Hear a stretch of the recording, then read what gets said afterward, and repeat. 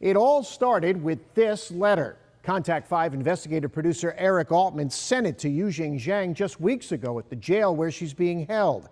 And it didn't take long for Zhang to respond.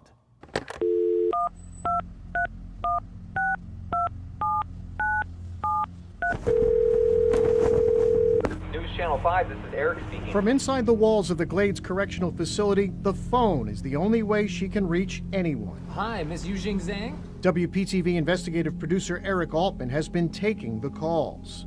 In about the last week, she has called over a dozen times. The woman known as the Mar-a-Lago trespasser, Yujing Zhang, is still in Florida and still behind bars, despite already serving her 8-month sentence, which was up in November of 2019. We started wondering why she was still here. So Contact 5 mailed a letter to Zhang asking her to call us, and she did. In over an hour of phone calls, she made it clear she, quote, really needs help. Zhang would not give us permission to record the calls, so we took detailed notes instead. She doesn't know where to turn to. She doesn't understand her situation, and she wants to go home. Zhang was arrested after visiting Mar-a-Lago in March of 2019, and suspicions of spying were immediate. In federal court in Fort Lauderdale, the government said she had an agenda, carrying a large amount of cash, several phones, thumb drives and hard drives, and snapping pictures. During a recent phone call, Altman asked Zhang what she did for a living, and she said, quote, I'm afraid I cannot say a lot about that. Throughout her trial, she made a bizarre attempt to act as her own attorney, but even then, there was no solid proof she was a spy. Convicted of lying and trespassing, even during her sentencing, the judge said he believed Zhang would be promptly deported back to China. She wasn't here very long, less than 2 weeks, I believe, and they got the State Department to cancel her visa, which is quite unusual.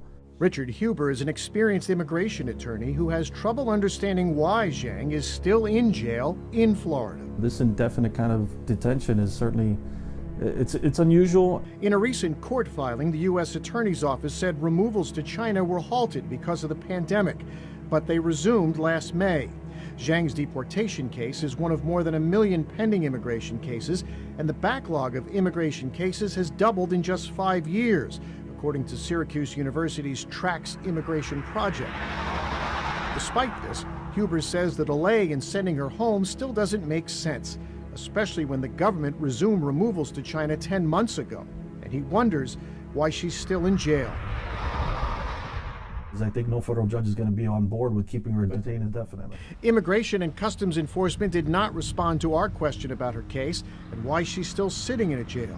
That's just under 80 miles from former President Donald Trump's club and home. Meanwhile, Zhang, learning about the law behind bars, hand-wrote a habeas corpus request to a federal judge, asking for an attorney to be appointed to assist her in returning to China, despite not wanting an attorney during her trial. Her request says, I've lost contact with my family, and it's unknown when I am going to be released. Zhang told our Contact 5 producer on the phone, quote, obviously, it violates my civil rights, right?